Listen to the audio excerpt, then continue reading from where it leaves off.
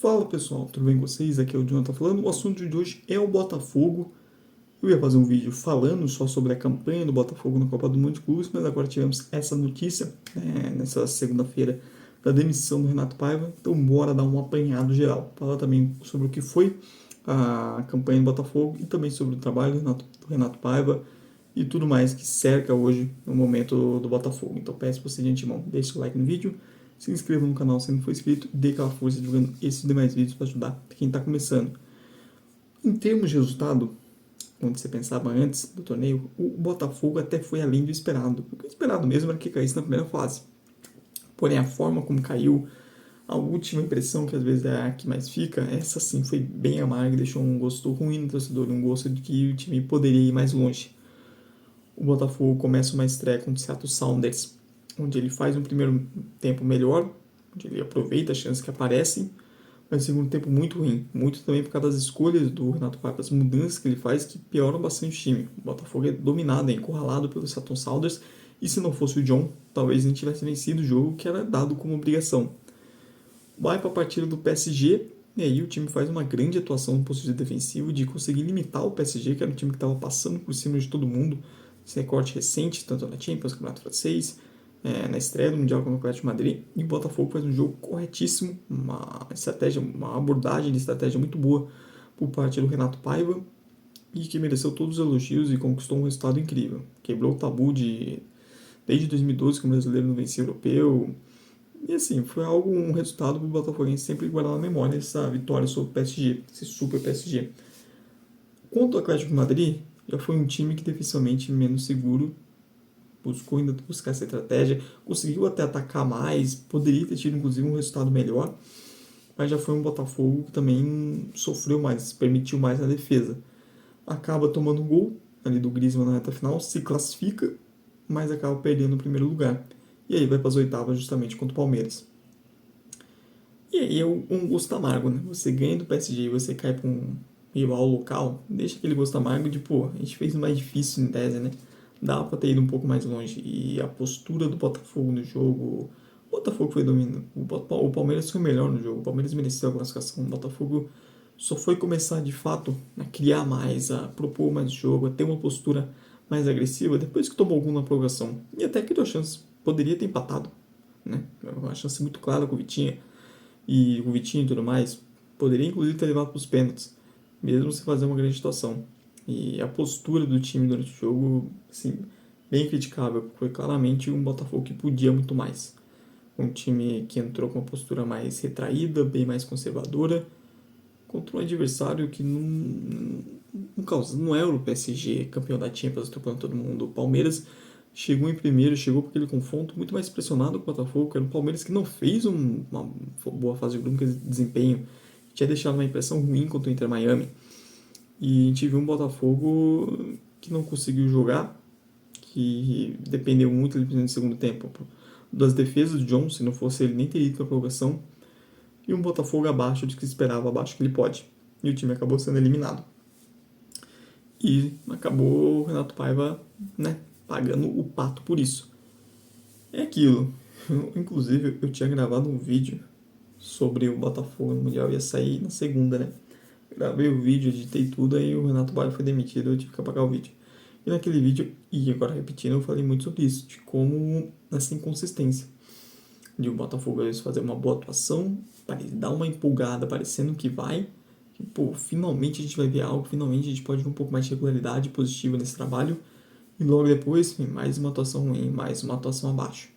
É totalmente inconsistente. O Botafogo conseguiu ganhar do PSG fazendo uma boa estratégia, com muitos méritos do Paiva, e perdeu para o Palmeiras também com muitos deméritos do Paiva na estratégia do jogo, na abordagem e na postura do time. E assim foi meio que o trabalho dele desde que ele chegou no Botafogo. Uma equipe que nunca engrenou, que dava claros sinais que ela tinha mais potencial, que ela poderia render melhor sob o comando dele, mas que nunca conseguiu traduzir isso em algo mais regular, em algo constante. Era sempre flashes do que poderia ser, quando sempre esse 880. Isso acaba minando o trabalho do técnico, ainda mais de um técnico que não tinha confiança da torcida. A verdade é que o Paiva foi a última opção também do Botafogo de técnico, não é na primeira, segunda nem terceira. e já chegou totalmente desacreditado. E aí, quando você é um técnico, se você já chega desacreditado, se você não consegue empolgar logo de cara, fica muito difícil se manter muito mais tempo no cargo. É aquilo. Acho que no Botafogo não deveria ter contratado o Paiva. Tentou ali, mas eu acho que também era esse o momento. Se o Botafogo, as pessoas que comandam o Botafogo entendessem que, cara, não via muito perspectiva sobre o comando do Paiva, era esse o momento de troca. Porque depois começar a voltar ao futebol brasileiro, começar o batidão, você trocar de técnico é muito mais complicado. O Botafogo tem Libertadores, tem Copa do Brasil, tem Brasileiro ainda. Então, na hora que começa para você trocar de técnico, achar um novo trabalho seria muito mais difícil. Então era esse o momento. Tinha que trocar, era agora. Porque senão depois não adianta nada voltar ao brasileiro, faz 2, 3 jogos, não é tão bom, desempenho, resultados, e demitir. Aí é tempo perdido. Aí é até amadorismo mesmo. Então, nesse sentido, acho que o Botafogo demitiu na hora que tinha que demitir. Agora vamos ver quem vai ser o técnico, quem vai ser essa escolha. E se finalmente o Botafogo vai contratar um técnico que ele de fato quer. Porque o Paiva claramente foi a última opção. O Paiva não era o treinador que a diretoria do Botafogo queria para comandar o time. Foi meio que assim, tinha que escolher alguém, você tá livre, vamos ver. E é aquilo, em alguns momentos mostrou coisas boas, era uma equipe que dependia muito do adversário lhe dar espaços. Quando pegava adversários que se defendia melhor, é um time que tinha dificuldades, mas quando pegava cenários de mais transição, de mais trocação, um time que se sentia melhor.